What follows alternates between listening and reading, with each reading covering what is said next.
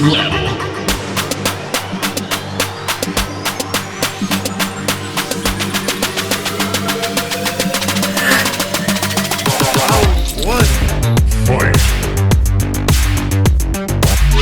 Bonjour et bienvenue pour l'essai de la nouvelle Kawasaki Z1100. Alors, c'est le retour de la grosse Z et la Z et moi c'est quand même une grande histoire d'amour parce que j'en ai eu une en 2010, modèle blanc, orange, j'essaierai de vous retrouver des photos, vous allez avoir ça en illustration. Et ça me fait vraiment plaisir de voir cette bécane revenir, elle avait disparu du catalogue depuis 2020. On va tout de suite évacuer les sujets qui fâchent. Parce qu'on ne peut pas passer à côté. Premier truc, la prise USB qu'ils ont mis ici, c'est dégueulasse. Voilà, c'est une USB-C. Je pense que ils se sont dit à l'usine, Toshiro, t'as pensé à mettre la prise? Non, j'ai oublié. Bon bah voilà, écoute, on va coller ça là, c'est bien, ce sera pratique. Même chose également au niveau de la tension de chaîne. Sur l'ancienne Z, il y avait une tension de chaîne par excentrique qui était vraiment super belle. Là, on a un système de poussée classique, un petit peu moins glamour. Et puis, quitte à refaire un petit peu les choses, ils auraient pu en profiter pour changer le silencieux d'échappement. Là aussi, je pense que le gars qui s'occupe du design chez Kawa, il a été débauché de chez fabricant d'électroménager il y a quelques années. Parce que ça fait un bon moment qu'on a des lignes d'échappement assez moches. Bon, ça fait travailler les fabricants de silencieux en accessoires, hein, mais c'est un petit peu dommage. Fight. Alors concrètement, qu'est-ce qui change sur cette nouvelle Z? Le moteur a pris 56 cm3, mais il a perdu 6 chevaux. Ouais, comme ça vend pas du rêve. Mais on a vu sur la Ninja 1100, que j'ai essayé en début d'année, qu'elle était vraiment réussie, et qu'en fait, la puissance, ça fait pas tout. 136 chevaux sur un 1100 qui est vraiment plein, ça suffit largement sur la route. Par contre, elle a pris aussi un petit peu de kilos, elle est à 220 kg maintenant, 221 kg exactement avec les pleins. Mais elle a gardé ce côté ultra agressif, massif, avec des lignes vraiment, des beaux volumes au niveau du réservoir. Une moto qui ressemble un petit peu à un taureau prêt à rentrer dans l'arène. J'adore ce look. Même si voilà, le reproche que je peux lui faire, c'est qu'on a l'impression de l'avoir vu et revu ces dernières années, et moi j'aurais bien aimé un petit peu de changement de ce côté-là. À côté de ça, elle en a profité pour s'équiper entièrement en électronique. Donc maintenant, on a un shifter up and down en série, un cruise control, un tableau de bord TFT couleur avec les courbes de puissance qu'on peut choisir et un mode user personnalisable sur lequel on peut virer le contrôle de traction. Alors c'est très bien pour faire le zouave. Par contre, je regrette un petit peu là aussi qu'au niveau de l'électronique, on n'en ait pas profité pour prendre vraiment ce qui se faisait de mieux. Là, par exemple, on ne peut pas séparer le contrôle de traction et l'anti-wheeling. Et sur un Street Fighter, c'est pas une moto raisonnable. Hein. Quand on achète ça, moi j'aime bien sentir la roue avant qui se balade un petit peu en l'air, tout en sachant que j'ai quand même du contrôle de traction. Là, par exemple, ce matin, on est parti, il faisait 5 degrés, 5 degrés, pneus froids. On est content de savoir qu'on a un petit peu de TC, et là, si on veut faire le con, il faut juste tout enlever. C'est où on enlève tout, ou on garde tout. Autre chose que je trouve un petit peu dommage, au niveau des dimensions pneumatiques, les Japonais sont souvent ultra conservateurs. Et à l'arrière, ils sont restés sur du 190-50. Et c'est des montes maintenant qui sont obsolètes en termes de dimensions. C'est-à-dire que toutes les gammes modernes sont en 190-55, voire même 190-60. Le but étant d'avoir un maximum de gomme en contact au sol quand on est sur l'angle. Et puis en plus, ça a tendance à relever un petit peu la moto et à lui apporter un surplus d'agilité. Moi, je l'avais fait déjà il y a 15 ans sur ma Z1000 à l'époque. J'avais mis un 190-55, même si les pneus sont en théorie pas homologués, ça marchait très bien et ça rajoutait un petit surcroît de vivacité à la moto qui était pas désagréable. Autre chose également qui est pas terrible, c'est la monte pneumatique d'origine. C'est du Dunlop Sportmax Q5. C'est trop dur, il n'y a pas de grippe, c'est long à chauffer, enfin bref, c'est nul. Il faut les remplacer le plus vite possible. Et j'ai profité d'avoir la moto à la maison pour le faire. Du coup, j'ai mis du Bridgestone S23. C'est une valeur sûre. Ça convient très bien à la moto. Je pense que maintenant, il est temps d'aller voir ce que ça donne en dynamique. Next level.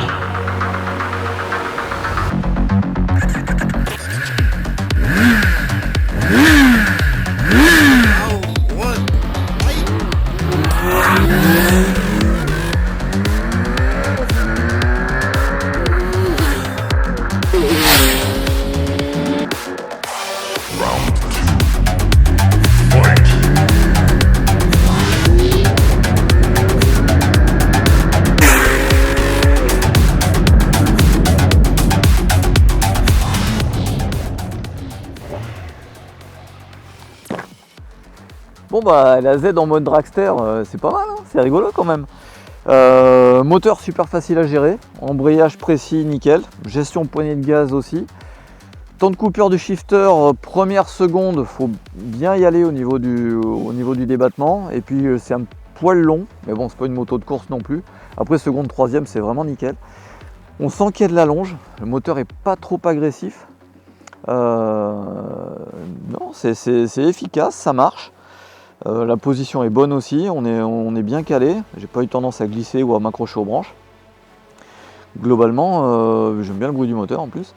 Non, c'est bien. Après, voilà, j'ai viré tout ce qui est électronique parce qu'en fait, si je laisse le contrôle de traction, vu que ça fait aussi office d'anti-wheeling, dès que la moto lève, ça me coupe trop la puissance, donc ça manque vraiment d'efficacité. Et quand on enlève tout le contrôle de traction, il faut quand même gérer les gaz, hein, parce que sinon en première, on se met sur le béret directement. Il y a quand même des watts.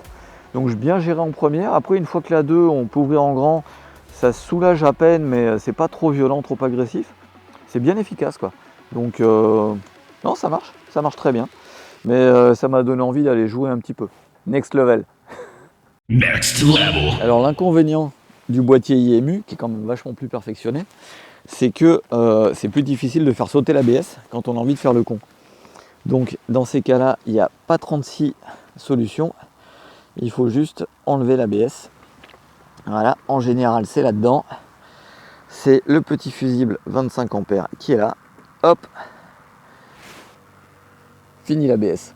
Maintenant on va pouvoir passer aux choses sérieuses.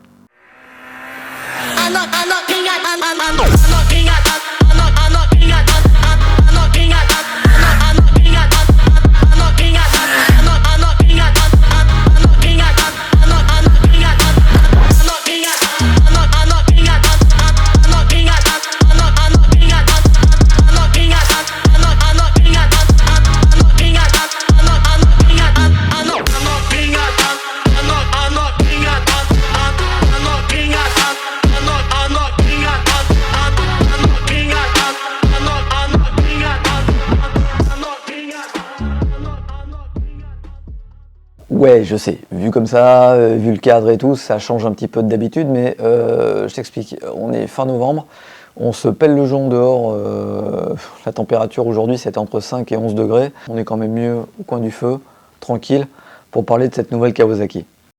Le moteur est puissant, rempli, mais aussi assez linéaire pour que ça puisse se contrôler facilement. Donc rien à dire pour les wheelings, on est bien. Pour les stoppies également, les M432, les étriers avant font le boulot. Ça prend un petit peu de garde au bout de 2-3 freinages. J'ai dû changer un petit peu mon réglage de levier. Mais globalement, sur route en usage normal, il y a assez de puissance, assez de feeling. Et même pour faire du stunt, ça le faisait vraiment sans problème. Donc, bonne moto pour faire le con quand même. J'ai bien aimé. Next level.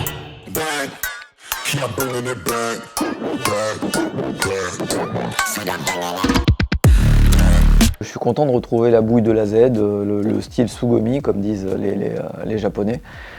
Je trouve que la moto est réussie, qu'elle est agressive. La position de conduite change un petit peu puisque le guidon est plus large de 22 mm et avancé d'un petit peu plus de 10 mm. Ça permet de charger davantage l'avant, donc on a une position un peu plus sportive. On n'est pas dans un truc extrême, mais ça offre, de mon point de vue, un meilleur ressenti au niveau du train avant. Et puis c'est vraiment dans l'esprit de ce genre de moto. De toute façon, sur un roadster, si on est penché un petit peu plus sur l'avant, il y aura la pression de l'air qui va vous soulager au niveau des poignets. Donc c'est pas quelque chose que je trouve rédhibitoire, au contraire. C'était plutôt mieux pour avoir du feeling. La bécane, en termes de prise en main, elle est évidente. Voilà. Le shifter up and down fonctionne très très bien. Alors ça aussi, ça fait partie des nouveautés. La Z1000 avait aucune électronique avant. Quel que soit le mode de conduite adopté, quel que soit le rythme adopté, il n'y a pas d'à-coup, on n'a pas l'impression de détruire la boîte de vitesse quand on est en ville et puis qu'on évolue sur les petits rapports. Nouveau tableau de bord TFT également, alors avec deux visuels qu'on peut choisir. Moi je suis resté sur le côté le plus fun, qui vous donne en plus, il y a un petit gyroscope au milieu qui vous donne l'angle d'inclinaison. Alors ça sert à rien parce que quand on met de l'angle, on ne regarde pas le tableau de bord, en général on regarde plutôt où on va aller. Mais le gadget est sympa, puis de toute façon ça rappelle les angles maxi quand on rentre, donc quand on est un peu teubé comme moi, on joue à aller le plus loin possible. Donc ça m'a bien amusé. Un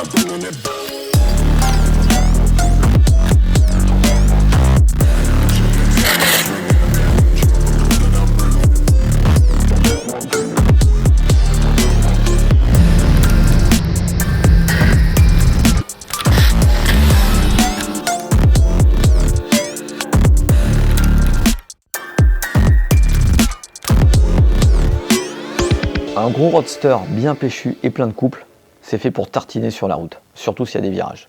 Et moi j'ai la chance d'habiter une région dans le Var où il y a des virages partout, il y a vraiment de quoi se régaler. Là, en l'occurrence, la première partie sur laquelle on a fait des images avec Mathieu, il y a quelques années c'était juste caviar. Aujourd'hui c'est devenu un très très bon test. D'une part parce qu'il y a des endroits avec des compressions qui permettent de voir si les suspensions fonctionnent bien. Et d'autre part, ils ont mis ces petites rustines noires, tu sais ces trucs dégueulasses là qui glissent et puis qui te mettent pas en confiance quand tu mets de l'angle. Et là, c'est un autre très bon test pour voir si les suspensions fonctionnent sur l'angle et si les pneus font aussi du bon taf. Bon, j'ai eu aucun problème de ce côté-là. Alors à très bas régime, ça manque un peu de niaque par rapport à ce que je connaissais avant. Pour une bonne et simple raison, c'est que la moto tire plus long. Je trouve que les rapports sont un peu trop long, seconde, troisième, ça mériterait d'être un petit peu plus court. Là en l'occurrence, vu le temps qu'il fait, la température du bitume et la température dehors, j'étais bien content d'avoir une moto qui soit très très facile à gérer, très facile à contrôler au niveau de la puissance. À aucun moment j'ai eu d'alerte. Là aussi, merci Bridgestone, surtout sur l'avant, quand on passait sur les bandes noires. C'est une moto qui réclame quand même un petit peu d'engagement. On peut rouler vite, facilement en restant assis et en jouant juste un petit peu avec les genoux. Si vous essayez de rouler qu'au guidon, quand vous augmentez le rythme, vous allez vous mettre à la subir. Il ne faut pas hésiter à déhancher, il ne faut pas hésiter à bouger, à passer d'un angle à l'autre. Et là, elle devient vraiment hyper facile, hyper précise. Elle a une faculté à changer d'angle très rapidement qui est super agréable pour une 1100 en plus, avec du couple et de la puissance. Ça la rend ultra efficace, très incisive. Sans pour autant être nerveuse ou vous faire peur, mais elle va vraiment là où on veut et on sent qu'elle a envie d'y aller en fait, elle est joueuse. Les repose-pieds, moi je les avais changés, j'avais mis les repose-pieds un peu plus en arrière sur la mienne pour gagner en garde au sol, mais aussi parce que je trouvais que d'origine ils étaient un petit peu trop en avant. Je garde un petit peu le même ressenti. À côté de ça, ben, évidemment ça finit par frotter. Les repose-pieds à gauche, la béquille latérale à gauche, la protection de silencieux à droite et évidemment le repose-pied à droite. Le tableau de bord m'a gentiment indiqué 54 degrés à gauche. Je suis monté à 55 avant la fin de la journée et 56 degrés à droite. Je pense que c'est optimiste. Je veux bien, c'est flatteur pour l'ego, hein, mais je pense pas qu'il y avait autant que ça quand même. En fait, plus j'ai roulé avec la moto, plus j'ai pris du plaisir. Et plus j'y suis rentré dedans, et plus elle m'a mis en confiance, et j'ai eu envie d'y aller. Donc le coup de la garde au sol, je trouve ça assez sympa, parce qu'au final, il y a largement ce qu'il faut pour avoir du gros rythme, et en même temps, le fait de frotter quand même à un moment, on est sur la route, on n'est pas sur un circuit, donc c'est plutôt sympa. Voilà, moi ça m'a fait plaisir, et puis j'aime bien ce petit bruit. Au final, franchement, cette Z1100 pour moi, ça a été une espèce de Madeleine de Proust. J'ai retrouvé les sensations, le caractère qui m'avait séduit il y a 15 ans.